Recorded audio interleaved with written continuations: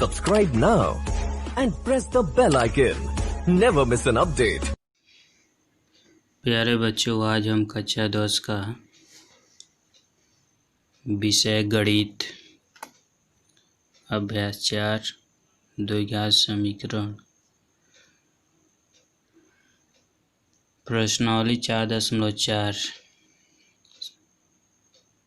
इस वीडियो में देखेंगे। प्रश्नावली 4.4 से संबंधित सभी प्रश्नों को सॉल्व किया जाएगा इस वीडियो में। पहला जो प्रश्न दिया गया है, निम्न द्विघात समीकरण के मूलों की प्रकृति ज्ञात कीजिए। यदि मूलों का अस्तित्व हो तो उन्हें ज्ञात कीजिए। यानी जिसका अस्तित्व होगा उसका मूल भी ज्ञात करना है, और जिसका अस्तित्व नहीं होगा उसका कोई मूल हम ज्ञात नहीं कर सकते हैं। तो पहला प्रश्न है 2x² माइनस 3x + 5 = 0 द्विघात समीकरण। ये जो दिया गया है आपका एक द्विघात समीकरण है।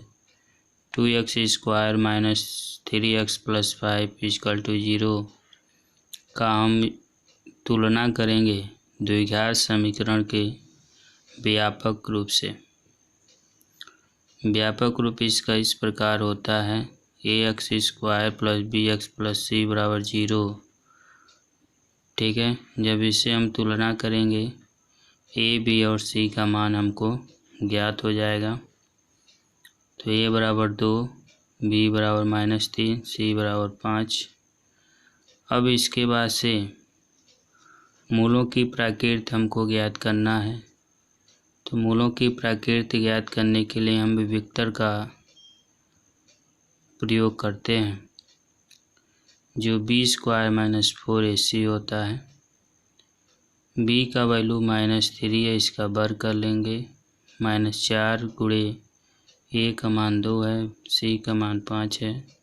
3 का वर्ग करेंगे तो 9 हो जाएगा, क्योंकि ऋणात्मक का वर्ग करते हैं तो हमेशा धनात्मक मिलेगा। और इसका गुणा कर देंगे तो 4 दूना 8, 8 × 5 40 हो जाएगा। घटाएंगे तो -31 आएगा, जो क्या है आपका एक काल्पनिक है। तो इस जो द्विघात समीकरण जो दिया गया था, जो पहला प्रश्न है, इस द्विघात समीकरण का कोई मूल नहीं है, क्योंकि इसका कोई अस्तित्व नहीं है। क्योंकि यहाँ पे जो विविक्तर आपका आ रहा है वो माइनस में आ रहा है, इसलिए यह काल्पनिक है। जब काल्पनिक होगा तो इस द्विघात समीकरण का कोई मूल नहीं होगा। यह पहले का आंसर हो जाएगा। चलिए दूसरे प्रश्न को हम लोग देखते हैं। दूसरा प्रश्न है 3x² - 4√3x + 4 = 0 है। ये आपका एक द्विघात समीकरण दिया गया है। इस द्विघात समीकरण के व्यापक रूप से तुलना करते हैं। तो ax² + bx + c = 0 से जब तुलना करेंगे तो a, b और c का मान हमको ज्ञात होगा।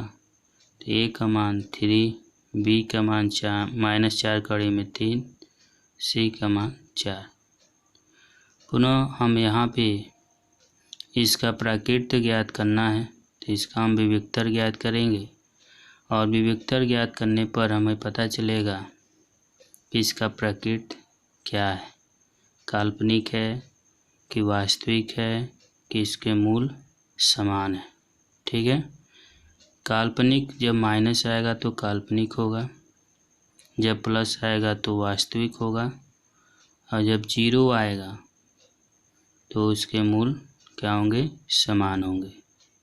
ठीक है, ने विविक्तर बराबर लिखा b² - 4ac b का मान -4√3, तो इसका वर्ग कर लेंगे -4 × 3 × 4, इसका वर्ग करेंगे तो 4 का वर्ग होता है 16 और 16 तियाँ 48 हो जाएगा, और इसका गुणा करेंगे तो 48 आएगा जो 0 आएगा। यह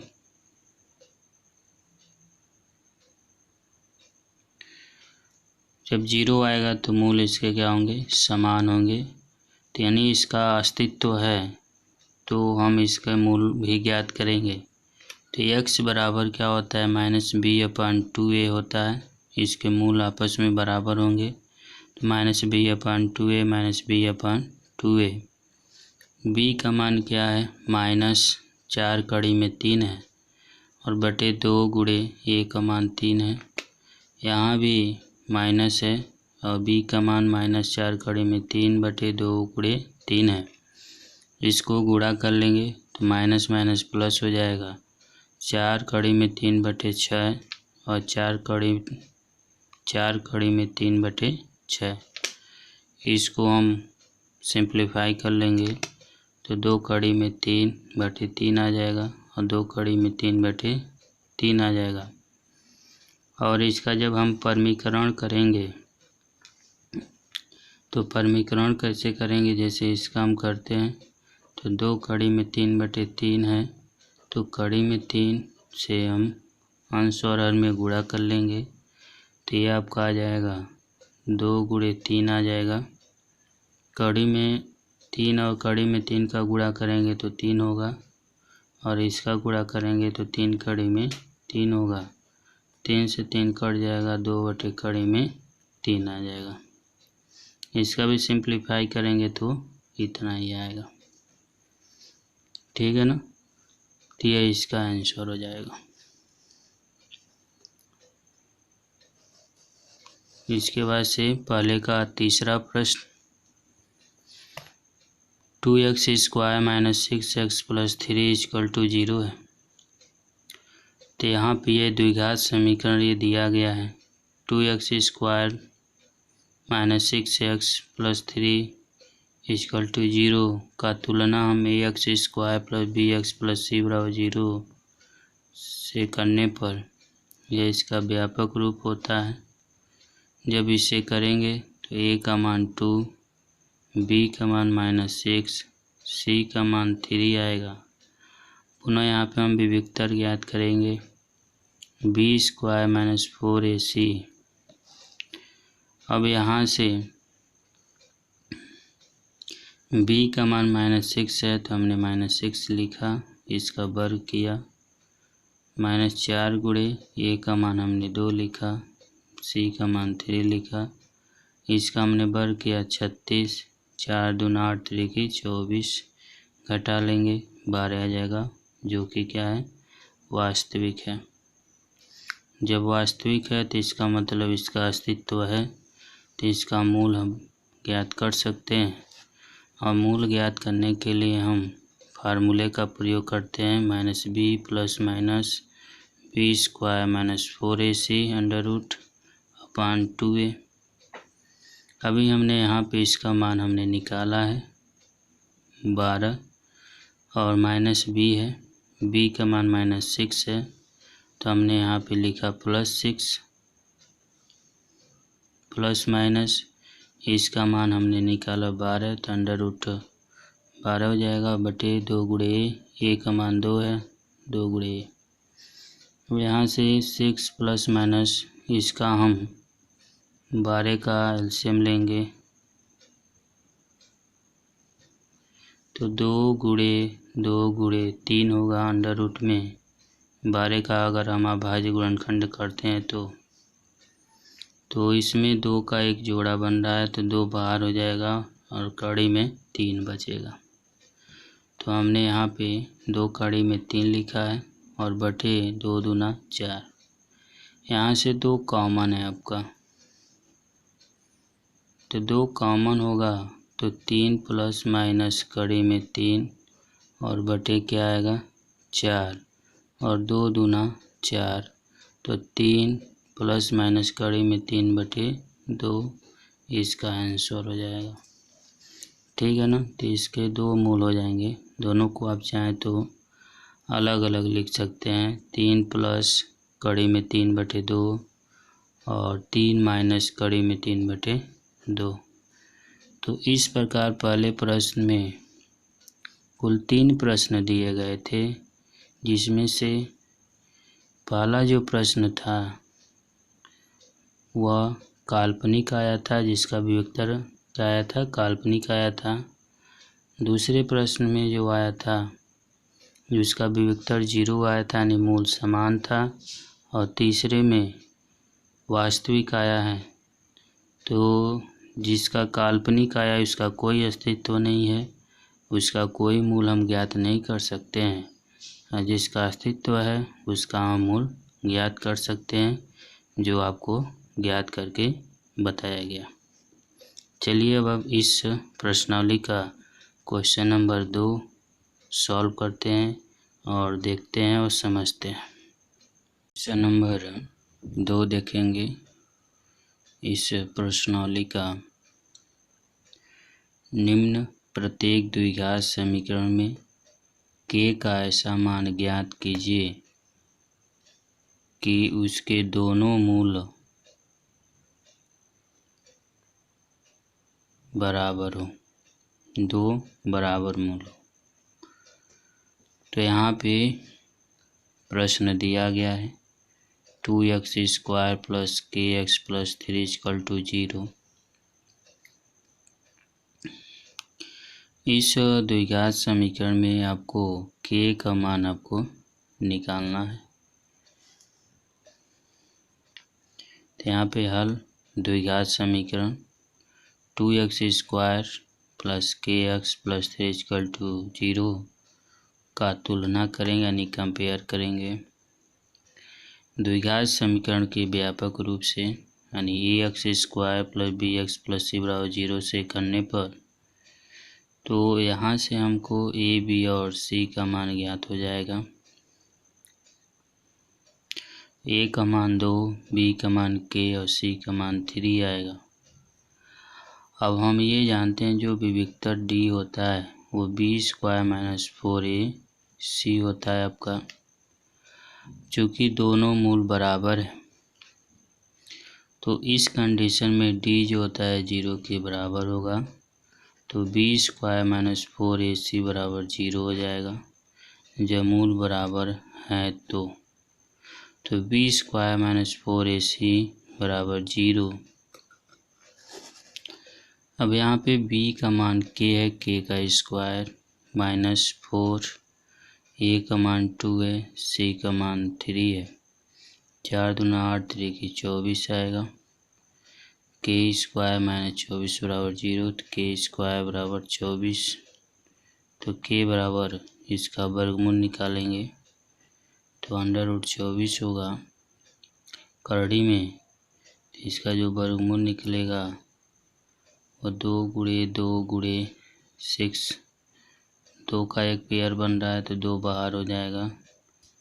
2 कड़ी में 6 होगा प्लस माइनस। ठीक है। तो यह k का मान हो जाएगा, यह इसका आंसर हो जाएगा। ठीक है। चलिए दूसरा प्रश्न है। प्रश्न नंबर 2 में 2 प्रश्न दिए गए हैं। दूसरे प्रश्न को हम देखेंगे। इसमें भी k का मान निकालना है द्विघात समीकरण के लिए। अगर द्विघात समीकरण के रूप में अगर हम बदलते हैं तो यहाँ से kx² - 2kx + 6 = 0 जो आपका एक द्विघात समीकरण के रूप में आएगा। ये तो आपका प्रश्न दिया गया था। अब इसका हम तुलना करेंगे ax² + bx + c = 0 से। तो a का मान k, b का मान -2k, c का मान 6 हो जाता है। जब मूल बराबर हो तभी बताया गया कि जो विविक्तर होता है बी स्क्वायर माइनस 4ac होता है, और जब मूल बराबर होते हैं यानी बी स्क्वायर माइनस 4ac बराबर हम 0 लिखते हैं, यानी डी का जो वैल्यू आता है वो 0 आता है जब मूल बराबर होते हैं। तब प्रश्न में दिया गया मूल बराबर है, ठीक है, इसलिए डी की जो वैल्यू आएगा यानी विविक्तर जो आएगा वह 0 आएगा। इसलिए बी स्क्वायर माइनस 4ac बराबर हम क्या लिखेंगे 0 लिखेंगे, यानी इसकी पूरी वैल्यू क्या आनी चाहिए 0 आता है तभी मूल बराबर होते हैं। तो बी स्क्वायर माइनस 4ac बराबर 0, बी का मान -2k का हम स्क्वायर करेंगे, -4 ए का मान k, सी का मान 6 बराबर 0। तो इसका वर्ग करेंगे तो 4k स्क्वायर 24k बराबर 0, 4k कॉमन होगा तो k माइनस 6 ब्रैकेट में बचेगा बराबर 0। तो अब 4k बराबर 0 करेंगे तो k का मान 0 आएगा, और k माइनस 6 को जब हम 0 के बराबर करेंगे तो k बराबर 6 आएगा। तो इस तरीके से k का 2 मान निकल जाता है, 0 और 6 निकल जाता है, जो इसका आंसर हो जाएगा। ये क्वेश्चन नंबर 2 है प्रश्नावली का, जिसमें 2 प्रश्न दिए गए थे, जिसमें आपको k का वैल्यू फाइंड करना था जब मूल दोनों बराबर हो, ठीक है ना। उस कंडीशन में इसको हम फाइंड कैसे करते हैं जो आपको बताया गया, समझाया गया। अब इसके बाद से इस प्रश्नावली का क्वेश्चन नंबर 3 देखते हैं और समझते हैं। क्वेश्चन नंबर 3 है कि क्या एक ऐसा आम की बगिया बनाना संभव है जिसकी लंबाई चौड़ाई से 2 गुनी हो और उसका क्षेत्रफल 800 वर्ग मीटर हो। यदि है तो उसकी लंबाई और चौड़ाई ज्ञात करना है। तो यहाँ पे सबसे पहले जो बगिया है उस बगिया इस तरह का है, ठीक है, ये लंबाई है और ये चौड़ाई है। तो चौड़ाई अगर x है तो लंबाई इसकी कितना है 2x है, ठीक है ना। दिया है जिसकी लंबाई चौड़ाई से 2 गुनी है, ठीक है ना। तो यानी चौड़ाई को x मानेंगे और लंबाई को हम 2x मानेंगे, तब इसका क्षेत्रफल जो होता है इस बगिया का लंबाई गुणे चौड़ाई होता है, और इसका जो क्षेत्रफल जो दिया गया है 800 दिया गया है वर्ग मीटर, लंबाई कितना दिया गया है लंबाई गुणे चौड़ाई। देखिए यहाँ पे हमने क्रम बदल दिया, यहाँ पे आपका 2x होगा, चौड़ाई x है और लंबाई आपका 2x है। तो यहाँ पे इसको जब हम गुणा करेंगे तो 2x स्क्वायर हो जाएगा आपका, ठीक है। और 2 से ये 400 बार में कट जाएगा, तो यहाँ से आपका x स्क्वायर का जो मान आएगा वो 400 आएगा। अब हम यहाँ पे वर्गमूल लेने पर जब वर्गमूल लेंगे तो ये आएगा +-20 आएगा। ऋणात्मक चिन्ह को छोड़ने पर इसमें 2 चिन्ह दिया गया है, एक धनात्मक और एक ऋणात्मक। क्योंकि ऋणात्मक चिन्ह मान्य नहीं है इसलिए हम धनात्मक चिन्ह को लेंगे। तो अतः बगिया का जो चौड़ाई होगा आपका वह 20 मीटर होगा और लंबाई जो होगा 2 गुना है चौड़ाई से, तो इसलिए यहाँ पे 40 मीटर हो जाएगा, ठीक है। ये इसका आंसर हो जाएगा। आ गया समझ में आपको। चलिए अब अगले प्रश्न को हम लोग सॉल्व करते हैं। दिया गया है क्वेश्चन नंबर 4 है, क्या निम्न स्थिति संभव है यदि है तो उनकी वर्तमान आयु ज्ञात कीजिए। दो मित्रों की आयु का योग 20 वर्ष है। दो मित्र हैं यानी दो दोस्त हैं जिनकी आयु कितना है, 20 वर्ष है, और 4 वर्ष पूर्व उनकी आयु का गुणनफल 48 था। तो चलिए इन प्रश्नों को हम लोग सॉल्व करते हैं और समझते हैं। पहले मित्र का जो वर्तमान आयु है हम क्या मानेंगे, x वर्ष मानेंगे, और दूसरे मित्र जो आपका दोस्त है उसका वर्तमान आयु होगा 20 माइनस x होगा, क्योंकि यहाँ पे दो मित्र जो फ्रेंड हैं, दोस्त हैं, उनका आयु का योग दिया है 20 दिया है। जैसे अगर हमारे दो मित्र हैं x प्लस y, तो इन दोनों का जो आयु का योग है वो 20 है।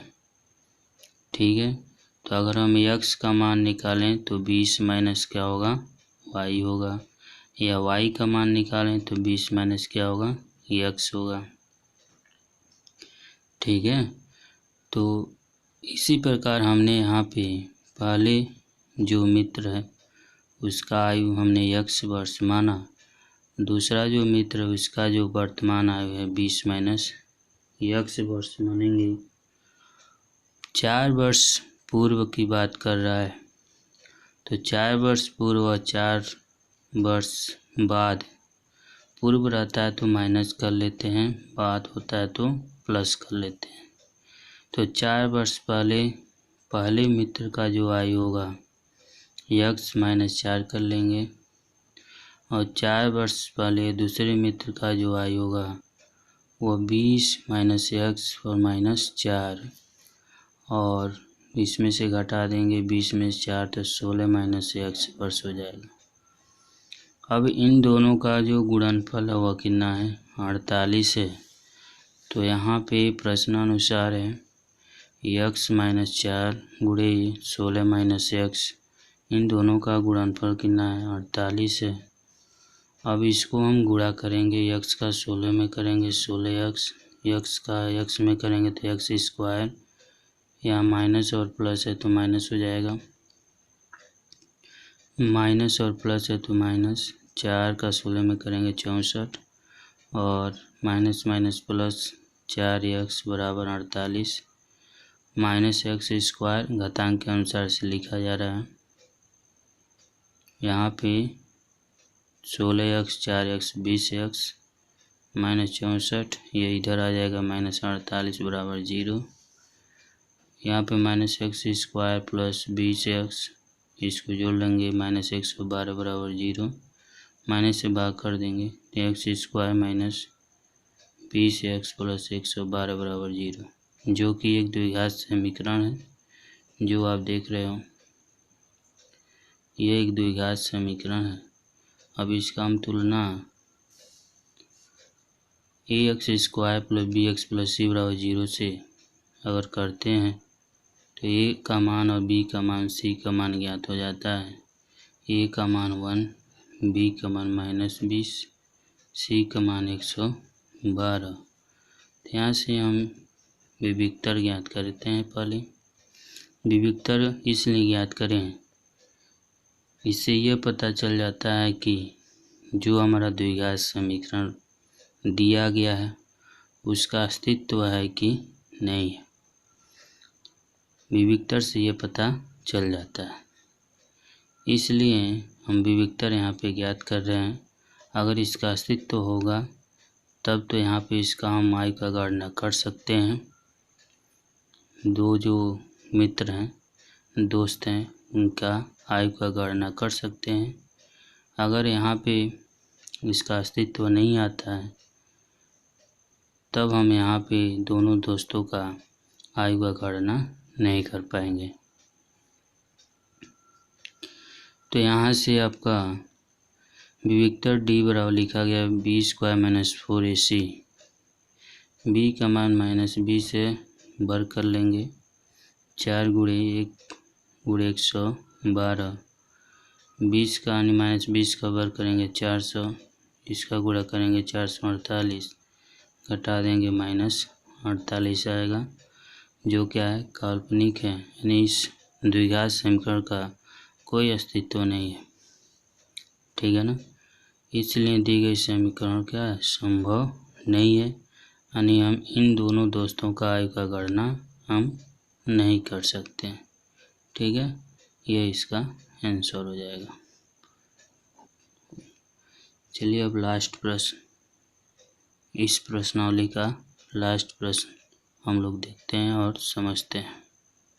क्वेश्चन नंबर 5 इस प्रश्नावली का लास्ट प्रश्न है, क्या परिमाप 80 मीटर तथा क्षेत्रफल 400 मीटर स्क्वायर के एक पार्क को बनाना संभव है?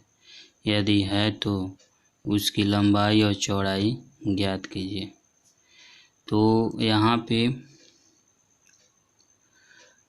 जो पार्क है, पार्क की लंबाई हम ज्ञात कर लेंगे। मानव पार्क की लंबाई क्या है, x मीटर है, और पार्क की जो चौड़ाई है वह 40 माइनस क्या है x मीटर है। ठीक है, 40 माइनस क्या हो जाएगा x मीटर हो जाएगा। यहाँ पे आपको ये ध्यान देना है, जो परिमाप होता है दो कोष्ठ में लंबाई प्लस क्या होता है चौड़ाई होता है। परिमाप कितना दिया 80 दिया है, तो दो कोष्ठ में लंबाई प्लस चौड़ाई होगा, और 2 से 80 को डिवाइड करेंगे तो 40 बार में कटेगा, तो लंबाई प्लस चौड़ाई। हमने लंबाई को क्या माना है x माना है, तो x प्लस चौड़ाई हो जाएगा। तो चौड़ाई यहाँ से निकालेंगे तो 40 माइनस x हो जाएगा चौड़ाई। वही चीज़ यहाँ पे आपका लिखा गया है। तो पार्क का क्षेत्रफल निकालेंगे लंबाई गुणे चौड़ाई होता है। पार्क का जो क्षेत्रफल जो दिया गया है 400 वर्ग मीटर दिया गया है, तो इसलिए यहाँ पे हमने 400 लिखा है। लंबाई x है, लंबाई x है, चौड़ाई 40 माइनस x है ब्रैकेट में, तो 400 बराबर इसका गुणा कर लेंगे 40x माइनस एक्स स्क्वायर, सबको एक तरफ कर लेंगे और 0 के बराबर लिखेंगे, तो x square minus 40x plus 400 बराबर क्या हो जाएगा 0, जो एक क्या है द्विघात समीकरण है। अतः यहाँ पे ax square plus bx plus c बराबर 0 से तुलना करने पर तो a का मान 1, b का मान -40, c का मान 400 आएगा। अब यहाँ से हम सूत्र का प्रयोग कर लेंगे, द्विघाती सूत्र x बराबर -b plus minus √b square minus 4ac अपन 2a। अब यहाँ पे a, b और c का मान रख लेंगे। b का मान -40 है तो प्लस 40 हो जाएगा, प्लस माइनस -40 का स्क्वायर माइनस 4 इंटू 1 इंटू 400।